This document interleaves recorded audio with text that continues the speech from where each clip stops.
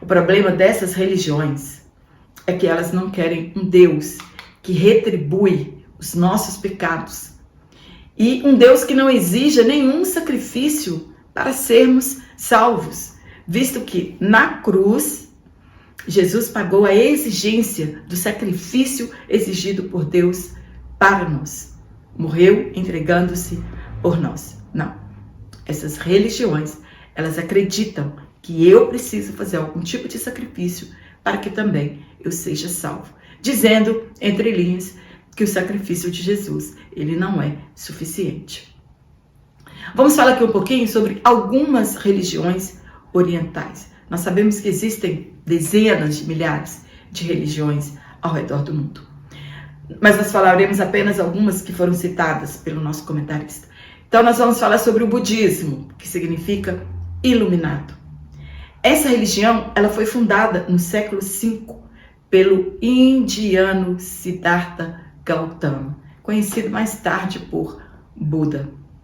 O objetivo desta religião é livrar os adeptos da cadeia da reencarnação e do karma e introduzi-las no nirvana, né? Esse nirvana significa paraíso.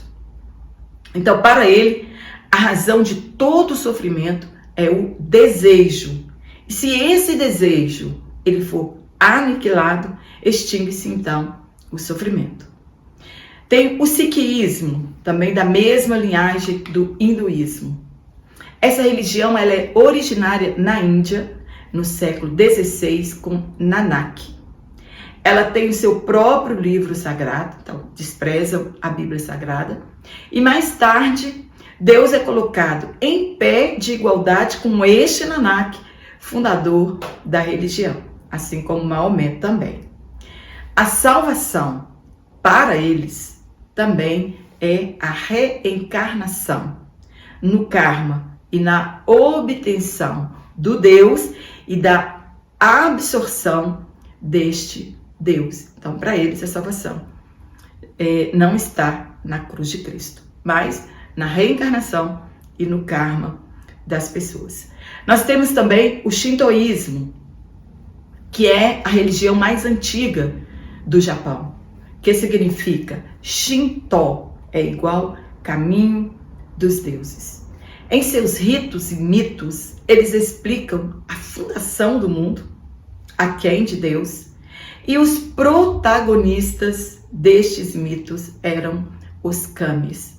Segundo é ensinado nessa religião, eram deuses, esses kamis eram deuses, ou energias que habitam todas as coisas desde a criação do mundo.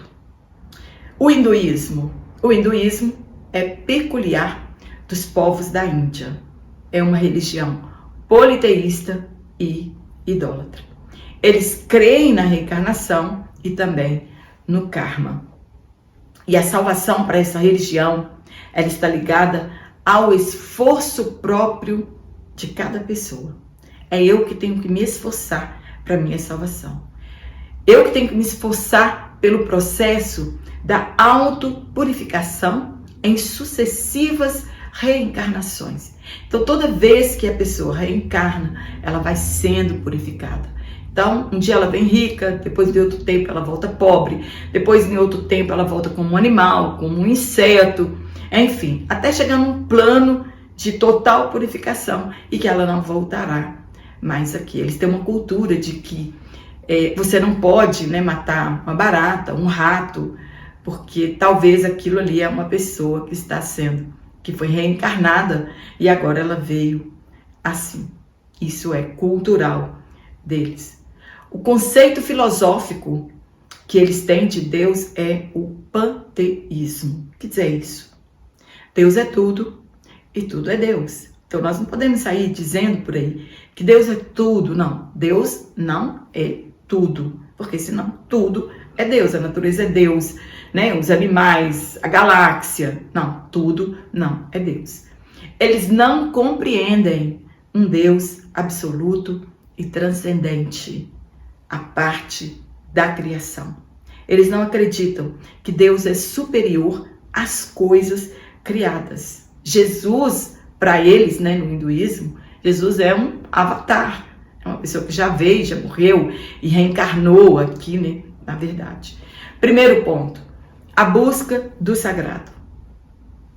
Jesus, ele sempre soube da necessidade do ser humano em uma busca constante pelo sagrado, pelo desejo de se aproximarem de Deus, mesmo não o conhecendo. Então, as pessoas, quando elas buscam o sagrado, elas estão querendo encontrar Deus, mas não Deus, criador de todas as coisas, né? Elas estão buscando em um lugar errado. Essa é a nossa necessidade de estarmos em contato com Deus, a busca pelo sagrado. Nós temos necessidade de estar em contato com Deus. E essa amizade, né, esse contato, esse relacionamento, ele foi perdido lá no Éden. E os homens não entenderam isso até Cristo vir aqui na Terra, que é a única forma de nós estarmos conectados com Deus. É a única forma de nós estarmos unidos com o sagrado. E Ele em nós. Então nós estamos em Deus e Deus está em nós, mas somente por intermédio de Jesus Cristo. Nós temos, né, o homem tem dificuldade em adorar o invisível, o intocável. Por isso, a humanidade, ela cria deuses para serem vistos e tocados e as pessoas se prostrarem diante desses deuses.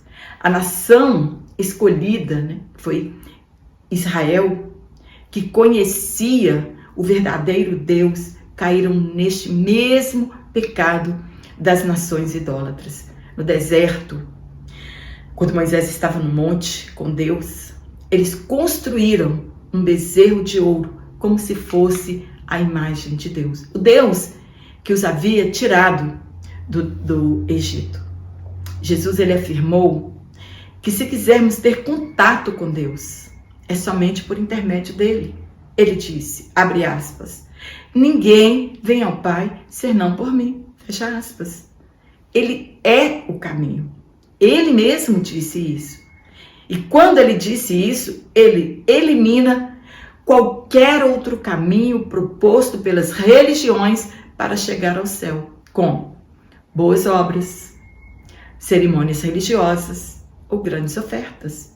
Nenhuma destas coisas, se não passarmos por Jesus, não nos leva a Deus.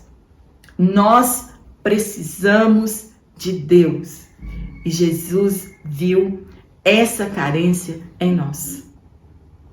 Todos aqueles que estão em religiões politeístas, esotéricas, o motivo é o mesmo, carência de Deus. Essas religiões são carentes de Deus, mas estão cegas espiritualmente. Muitos não entendem como conseguimos adorar um Deus invisível e criador de todas as coisas. As pessoas, elas não entendem o vazio de suas almas, que somente a presença de Deus pode preencher. Elas estão nessas religiões e ainda continuam com vazio dentro da sua alma. Que a nossa alma geme e suspira pela presença inefável do Espírito Santo em nós. Davi, ele nos dá um exemplo a respeito disso. Ele expressou bem essa nossa necessidade de adorar, de cultuar e de reverenciar a Deus. Ele disse assim, durante uma seca, ele viu uma corça arquejando e se esforçando para chegar até as águas, para encontrar as águas e, enfim, saciar a sua sede. Davi, então, ele estava dizendo que a água é vida e ele não poderia viver sem o Senhor e que sem adoração a Deus a nossa vida não tem sentido. No ponto 2, Deus e os deuses. É incontestável que o homem, ele sente necessidade de adorar, de adoração. Nosso espírito veio de Deus e um dia voltará para o lugar de onde ele veio. Então, nosso espírito já é acostumado com a adoração. E nós temos essa necessidade. O vazio que as pessoas sentem na alma é o nosso espírito suspirando pelo Criador.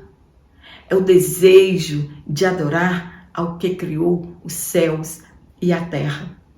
É um vazio que as religiões, elas não conseguem ocupar. Somente Deus, somente Ele pode preencher esse vazio dentro da nossa alma. Por isso, muitas pessoas, elas sentem um vazio muito grande quando estão longe de Deus. E muitos, infelizmente, querem preencher esse vazio com coisas transitórias e não conseguirão. Não conhecem a Deus e criam deuses falsos e os adoram.